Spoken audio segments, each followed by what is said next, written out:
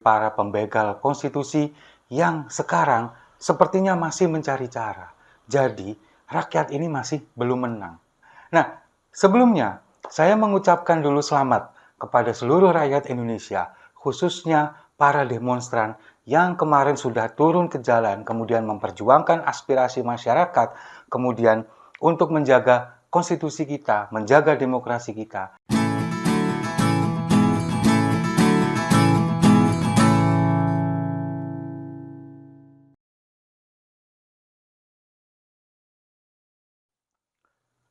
Salam damai untuk Indonesia, berjumpa lagi bersama saya, Papa Dimas. Info kali ini datangnya dari para pembegal konstitusi yang sekarang sepertinya masih mencari cara. Jadi, rakyat ini masih belum menang.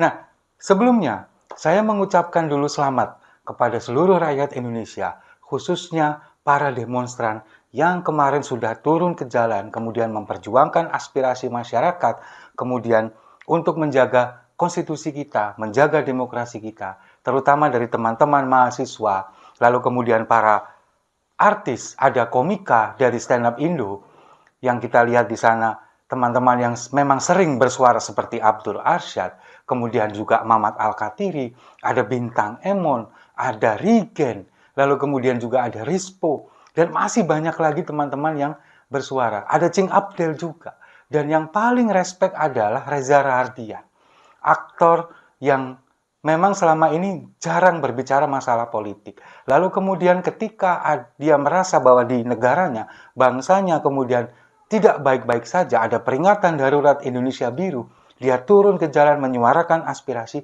masyarakat Indonesia. Dan di beberapa daerah ini juga terjadi, bahkan di sini, itu kemarin juga sempat terjadi kericuhan, tapi kemudian bisa diredam dan akhirnya semuanya beres. Dan dengan kejadian yang sudah di seluruh Indonesia ini, kemudian DPR-nya ngeper, mereka jiper dan takut. Pada akhirnya membatalkan pembahasan rancangan undang-undang pilkada ini. Dan DPR memastikan bahwa ini tidak akan dilakukan pembahasan dibawa ke paripurna tentang rancangan undang-undang pilkada, revisi undang-undang pilkada. Mereka memastikan akan mengikuti apa yang diputuskan oleh Mahkamah Konstitusi. Tapi ingat, kita jangan lengah. Kita jangan terlena dengan apa yang disampaikan mereka. Ini sulit rasanya untuk mempercayai ini. Ketika mereka ini kemudian tiba-tiba dengan menggebu-gebu ingin mengusulkan revisi undang-undang pilkada pada rapat kerja kemarin, panitia kerja pada hari Rabu tanggal 21 Agustus, ini kan memang mereka ngebut sekali dalam waktu 7 jam, kemudian diputuskan bahwa revisi undang-undang pilkada akan diajukan, akan dibahas di rapat paripurna. Tapi kemudian kita juga patut berterima kasih kepada 87 orang anggota DPR RI yang dari Badan Legislasi, kemudian mereka tidak hadir. Ini kan kita juga patut apresiasi, yang kemudian mayoritas mereka dari PDI Perjuangan. Itu atas andil mereka, pada akhirnya rapat ini kemudian tidak jadi diselenggarakan karena memang tidak mencapai quorum.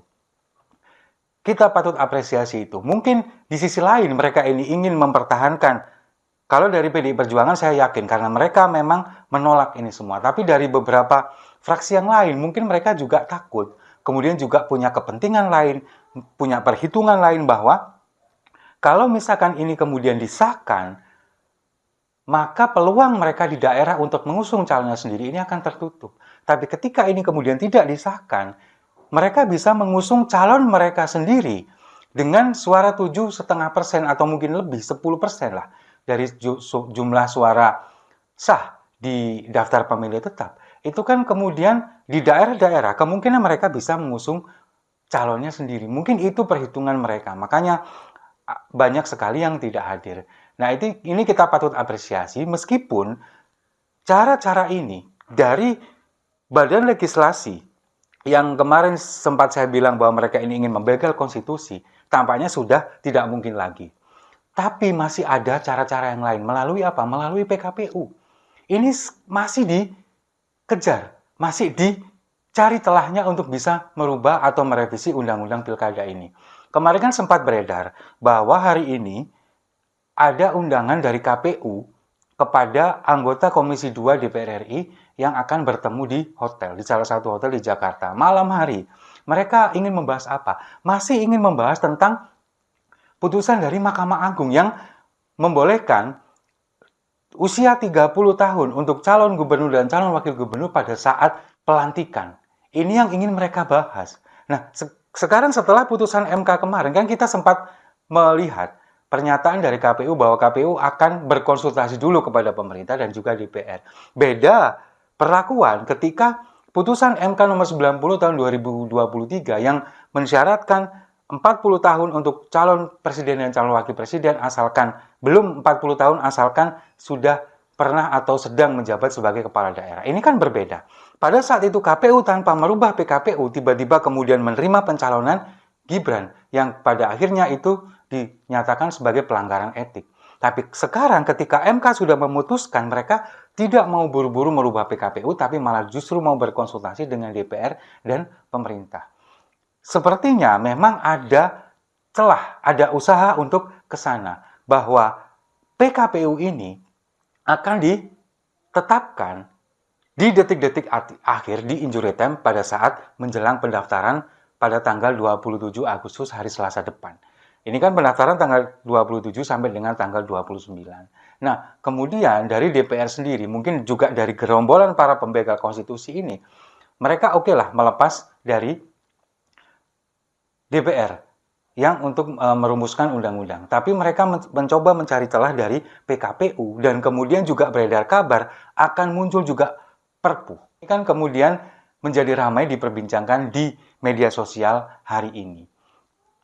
Tapi sesaat sebelum saya membuat video ini tadi sudah mendapatkan draft tentang PKPU yang akan disodorkan kepada Komisi 2 pada hari Senin nanti, tanggal 26 Agustus ini kan KPU akan menggelar rapat dengar pendapat RDP dengan Komisi 2 DPR RI. Mereka sudah menyusun draft yang akan disodorkan ke DPR. Apakah nanti disahkan atau tidak. Nah, dari bocoran draft di PKPU ini, pasal 15 itu sudah menetapkan, sudah menyebutkan apa yang disampaikan oleh putusan oleh MK kemarin, judicial review dari Partai Buruh dan juga Partai Gelora, yang kemudian syarat calon gubernur dan calon wakil gubernur ini minimal 30 tahun pada saat penetapan.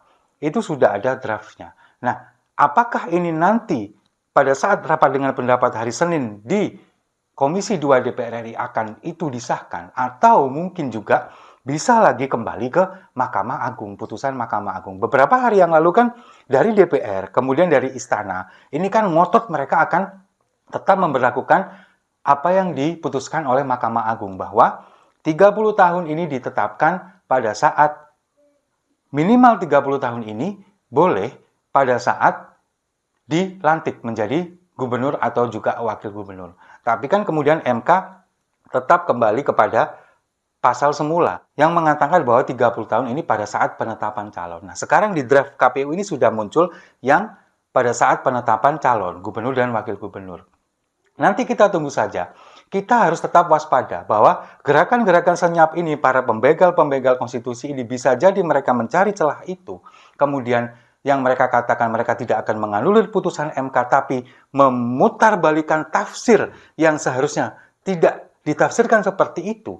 Tapi kemudian bisa ditafsirkan seperti itu. Nah, yang sekarang yang menjadi polemik hanya itu. Ketika kemudian kemarin dikatakan bahwa partai politik yang boleh mengusung calonnya sendiri sebesar 7,5% itu adalah partai yang non-parlemen, itu kan kemudian sudah tidak dibahas lagi. Mereka tetap mengikuti apa yang disampaikan oleh Mahkamah Konstitusi. Hanya tinggal satu pasal ini. Pasal ketika syarat minimal pendaftaran calon gubernur dan wakil gubernur 30 tahun pada saat penetapan, itu yang masih ingin dibahas di rapat dengar pendapat dengan Komisi 2. Hari Senin nanti, tanggal 26 Agustus, kita pantau terus, kita kawal terus. Kalau perlu, teman-teman yang kemarin sudah turun ke jalan, masih tetap bisa turun ke jalan, menyuarakan itu. Kita kawal terus putusan MK. Jangan sampai kita kecolongan, jangan sampai demokrasi di negara kita diacak-acak hanya untuk kepentingan satu keluarga. Dan kalau misalkan itu terjadi, itu adalah pembunuhan demokrasi secara besar-besaran dan secara keji. Jadi kita terus kawal itu, kita kawal dengan peran kita masing-masing. Yang turun ke jalan, silakan turun ke jalan. Kemudian yang bisa menyuarakan lewat media sosial, silakan suarakan lewat media sosial. Dengan hashtag kawal putusan MK mungkin, atau mungkin juga dengan Indonesia sedang darurat, peringatan darurat, dan sebagainya, bisa kita menunjukkan sikap kita, di mana kita berpihak. Sementara kami dari Siwo TV yang kemudian bisa bersuara melalui media sosial, melalui opini kita, melalui narasi kita, kita akan terus menyuarakan ini dengan terus mengawal putusan MK. Jangan sampai demokrasi kita diacak-acak oleh satu keluarga. Setuju ya? Kalau setuju, mari kita minum kopinya sama-sama.